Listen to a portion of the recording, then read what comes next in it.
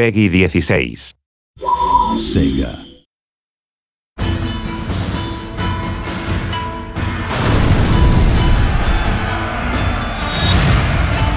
Set during the 19th century, The Fall of the Samurai offers a largely different gaming experience to the original Total War Shogun 2. It's full of explosives, pyrotechnics, it's got lots of fun new units like torpedo ships and Gatling guns. Ships explode left and right, get armor-penetrating shells. We have this huge clash between the modern and the traditional. Effectively, this is a war for the soul of Japan in the modern world.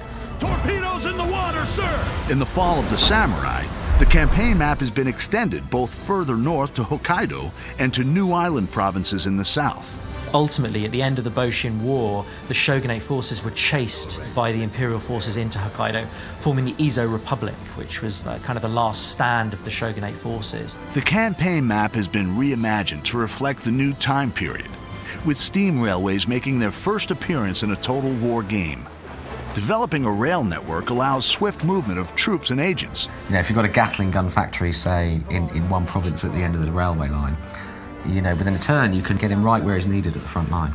But be wary of enemies sabotaging or blockading your stations. My favourite agent, really, I think, is the foreign veteran agent. So that's kind of an American or British or French foreign veteran that you bring in to improve the recruitment of your troops, kind of drill your troops, train them more effectively. And they can also challenge other agents to single combat. Well, I will defend my honor.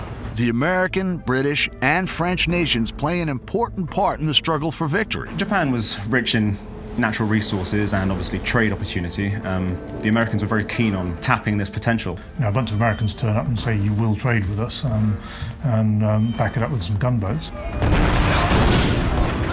The construction of trading districts for Western powers will give you access to devastating units and advanced technology. The Industrial Revolution and the Enlightenment that took many, many decades in the West gets condensed into 2 or 3 or 4 short decades in Japan.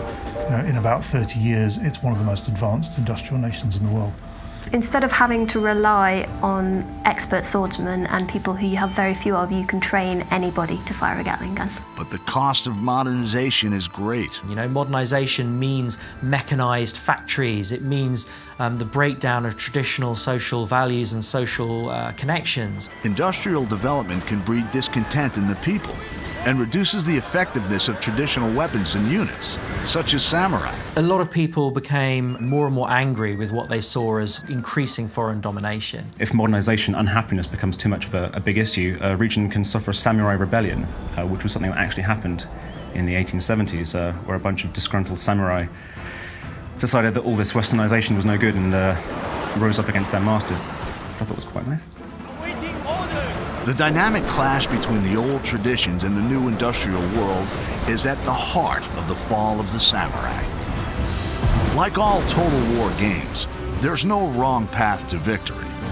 Make your own choices, build your legacy, triumph, and dominate Japan.